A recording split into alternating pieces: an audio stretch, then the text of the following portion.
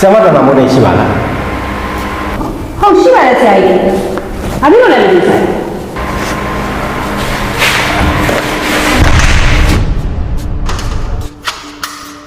ဆရာကြီးဘာလို့တကားပိတ်လိုက်တာလဲရှစ်လို့ကျမကဘာလို့လဲဆရာကြီးကျွန်တော်ရဲ့အကြောင်းကိုကျောင်းသားသိသွားရှစ်ဆရာကြီးရှင်ဆရာကြီးကျမကဘလို့ဒိတ်ပဲနဲ့ပြောနေရလဲဆရာကြီးဆရာမဘာတွေတွေးချော်နေရလဲဟိုမှာဆရာမရှိနေကျွန်တော်ရဲ့အကြောင်းကိုကျောင်းသားတွေသိစေချင်လို့လွတ်လွတ်လပ်လပ်ပြောအောင်လို့ဟိုဆရာလေးကျွန်တော်အဘကတကားမှာပိတ်ပေးပါလားဟောဆရာမဒေါက်တာရဲ့ရှိနေရဆိုအတော်ပဲဆရာမဒေါက်တာနမိုးသိမ့်ရဲ့အခန်းထဲက G5 ကျောင်းသား၄ယောက်ကမြန်မာစာတော်ဖြောက်နှံအောင်ဖတ်တတ်ပြီးပါလားဘယ်လိုဖြစ်တာလဲဆရာမအဲ့ဒါတော့ကလေးတွေကအုံမောင်မြန်နေကြတာလေဆရာကြီးတယောက်ချင်းစီလက်ထပ်တင်ကြပေးရအောင်ကျမတို့မှအဲ့လောက်ထိအချိန်လောက်မလို့ဆရာကြီး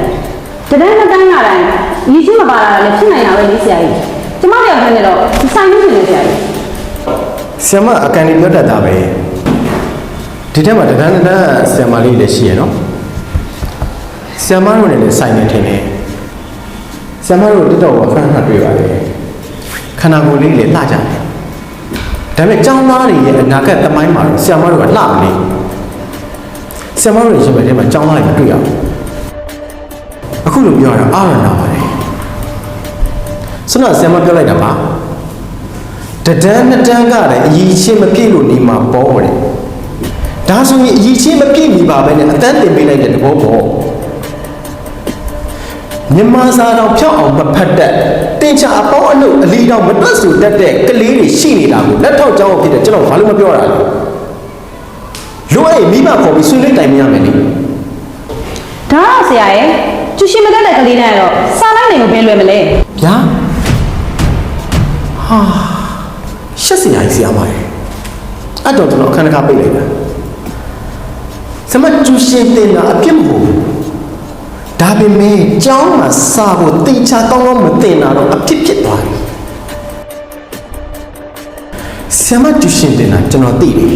အဲ့ဒါအဖြစ်မပြောဘူးဒါပေမဲ့ကျောင်းသားတွေကိုဆရာမကျူရှင်လာတက်လို့ပြောတာတွေကျူရှင်တက်တဲ့ကလေးတွေကိုဦးစားပေးတာနဲ့မိကိုချွိုက်ပေးတာတွေကျူရှင်မတက်တဲ့ကလေးတွေကိုကောင်းကောင်းမဆက်ဆံတာတွေဒါတွေကတော့အပြစ်ကြီးဖြစ်သွားပြီဆရာမKG ကျောင်းသားလေးတွေကိုတစ်လ3000နဲ့ကျူရှင်ကအဲ့လိုရပြီနော်လို့ပြောလိုက်တာပဲဆရာမလဲ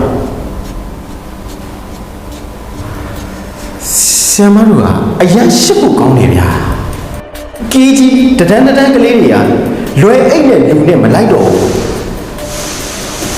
ဒီအတန်းအငယ်ဖြစ်တဲ့ KG တဒန်းတော့မှပညာရေးစရိတ်ကအရင်ကြီးနေရင်တော့မဟုတ်တော့ဘူးဗျာဘာသာရေးကစီးပွားဖြစ်အသုံးချကံမဟုတ်တယ်လို့ပညာရေးကလည်းစီးပွားဖြစ်အသုံးချရမယ့်အရာမဟုတ်ဘူးအမျိုးသားရေးစိတ်တက်မှမရှိရင်ကျောင်းဆရာမလုပ်နေတယ်ဆရာမတို့ကရှင်သန်လာမဲ့မျိုးစိတ်တွေကိုကြိုက်ချို့ပြနေတယ်အတူတူပဲဆရာမဆိုတာနိုင်ငံရဲ့ဝန်ထမ်းကောင်းတွေဖြစ်ရမှာအခုနိုင်ငံရဲ့အစိတ်ပင်ပညာရေးလောကရဲ့အစိတ်ပီးတွေဖြစ်နေပြီဆရာကျမတို့အဲ့လိုစော်ကားပြောနေကြမလိုပါဘူးဆရာပြောတာအရင်များသွားတယ်ကျမတို့လည်းဘုရားနဲ့တလောက်တော့လောက်နေတာပဲလေသူရှင်ဖွင့်စားနေရဆိုတာလေကျမတို့ကမဟုတ်ဘူးလေအခုမှဖွင့်စားနေကြတာလည်းမဟုတ်ဘူးကျမတို့ရက်တည်မှုအတွက်မလုံလောက်လို့ကျမတို့ဖွင့်လူတွေကတော့အမှားနဲ့နေနေဆရာလိုအပ်ချက်ဆိုတာလေနေရာထဲမှာရှိနေမှာပဲဆရာပြောတဲ့အထက်ကိုတက်ပြောလေကျမတို့အောက်ကလူတွေကြီးပဲဖိတ်မပြောပါနဲ့ပြည့်နေမယ်ဆိုလည်းနေရာထဲမှာပြည့်ပြည့်စရာကြီးပဲလေဆရာအိုးဆရာမဘယ်လိုပုတ်တတ်တာလဲဝန်ထမ်းကောင်းပြီးတတ်ပါဒီမေဆရာမလူအပ်ချက်တွေပြုပြင်စရာတွေအတွက်ကျွန်တော်အထက်ကိုစတင်ထားပါတယ်အခွင့်အာဏာလို့လူချင်းတွေ့ရတဲ့အချိန်တွေမှာလည်းကျွန်တော်ပြောမပြပါတယ်ဒါပေမဲ့အစင်းစင်းသွားတဲ့နေရာဖြစ်တဲ့အတွက်ရင်မောပါတယ်တခါတလေမထီအောင်ဘူးအဲ့တော့ဘဒူလုတ်လို့မလုတ်လို့ကိုကစလုတ်တယ်ဘဒူကောင်းတော့မကောင်းအောင်ကိုကောင်းအောင်လုတ်တယ်အဲ့ကြောင့်ကိုလုတ်နိုင်တဲ့လုတ်ပိုင်မှုရှိတဲ့ဘောင်လေးကနေကိုเจ้าကိုကောင်းအောင်ကိုလုတ်ရမယ် အဲ့ဒါကြောင့်ပြောလို့ရတဲ့ပြောပိုင်ခွင့်ရှိတဲ့ကိုဆရာဆရာမတွေကိုပြောနေတာဆရာမတို့ကျွန်တော်မုန်းလို့ပြောနေတာမဟုတ်ဘူးကျွန်တော်ကဆရာဆိုတဲ့ဂုဏ်ဖို့အသက်ထက်တန်ဖိုးထားတယ် ဟိုဆရာကျမမလို့တော့ဘူးဆိုရင်အခန်းထဲကိုတွားလို့ရမလားဆရာအတန်းနဲ့တက်တော့မှမလို့ပါဆရာ နေဦးဆရာမဆရာမကကျောင်းမှာမောင်းဆိုင်ရောက်တယ်နော် ဟုတ်ရောက်ပါရဲ့ဆရာဘာဖြစ်လို့လဲဆရာ အဲ့မုံဆိုင်ရောင်းတာကဘာမှပြောစရာမရှိပါဘူးဒါပေမဲ့အဲ့ရောင်းတဲ့မုံတွေကအချုံမုံတွေများနေတယ်ဒီကလေးတွေအတွက်ကျမ်းမာရေးနဲ့မညီညွတ်တဲ့ဓာတုမကင်းတဲ့မုံတွေတဘာမှမဟုတ်တဲ့အချိုရည်တွေအများများနေတယ်ဆရာမအဲ့ဟာတော့ပြောစရာဖြစ်နေလို့ ကလေးတွေကအဲ့ဒီမုတ်တွေကိုပဲဝယ်စားကြတာဆရာကျမကတော့သူတို့တောင်းဆိုလို့ကျမဆိုင်မှာအဲ့ဒီမုတ်တွေတင်ထားပေးရတာဆရာ